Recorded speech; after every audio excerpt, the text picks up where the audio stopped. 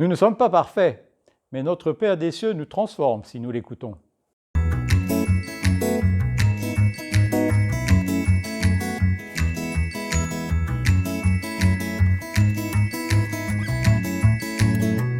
Bonjour à tous, sœurs et frères humains.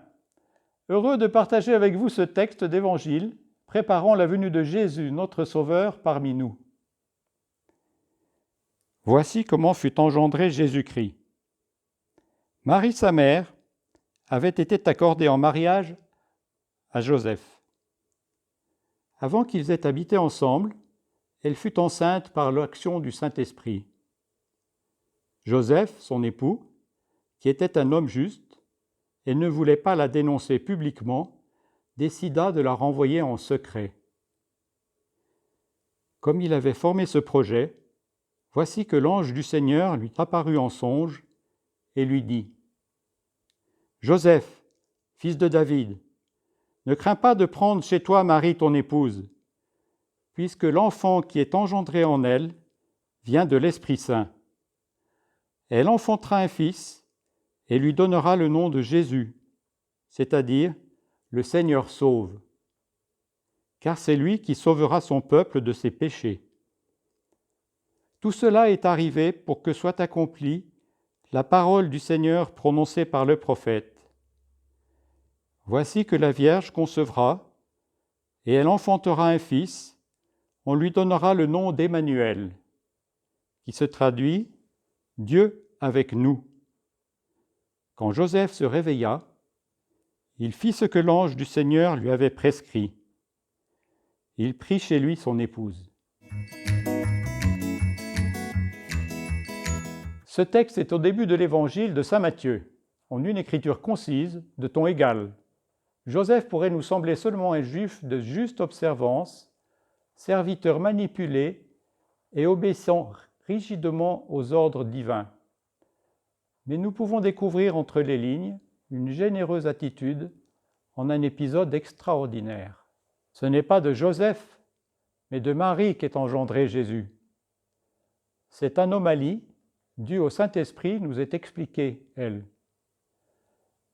Elle est à la charnière d'une ère nouvelle, mais elle explose soudain à la figure de Joseph, le juste. Marie n'a rien dit. Elle l'aurait trompé. Pourtant, son regard est limpide et confiant. Il perçoit même en elle une joie pleine de grâce, sans effronterie à son égard. Pour lui, il y a une trahison, sans raison, sans cause. Joseph est un homme juste.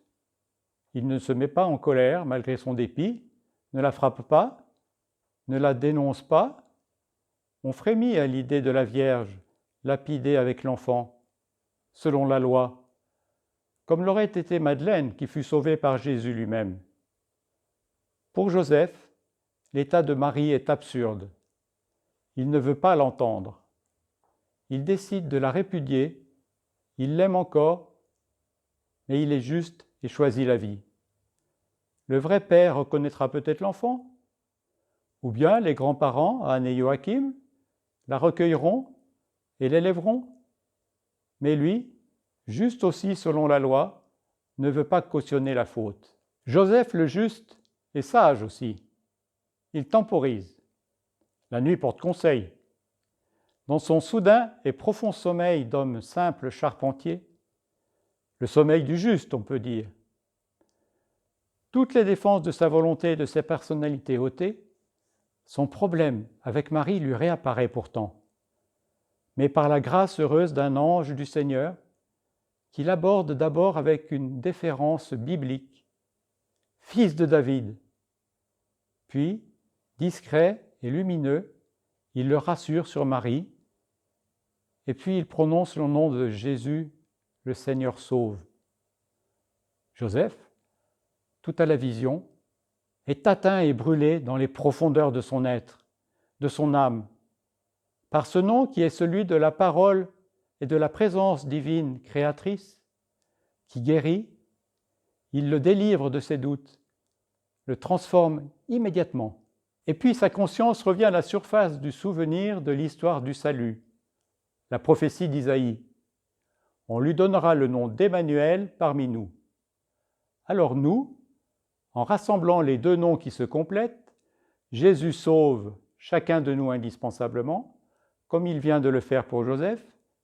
Et ici précisément, Dieu avec nous, c'est bien sûr l'incarnation sur terre du Fils parmi nous.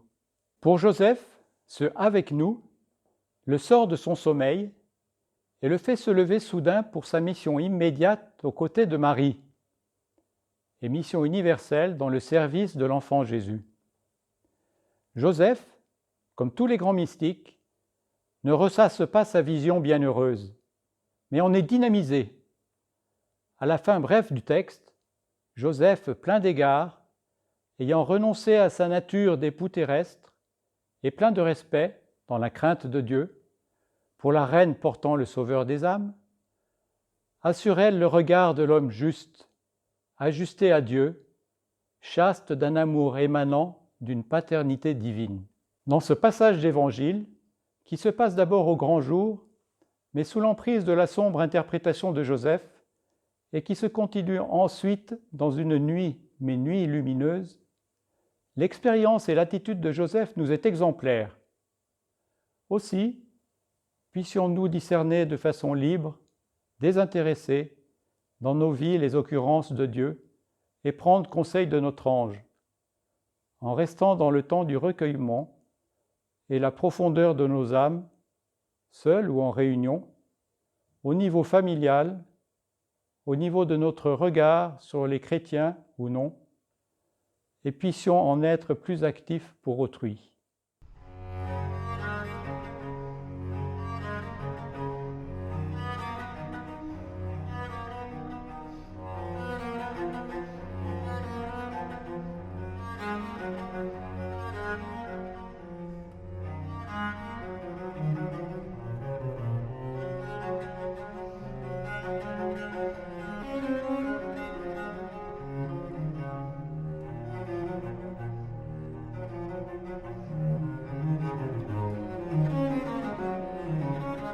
Bonne journée, bon avant Noël, et à demain avec Augustin.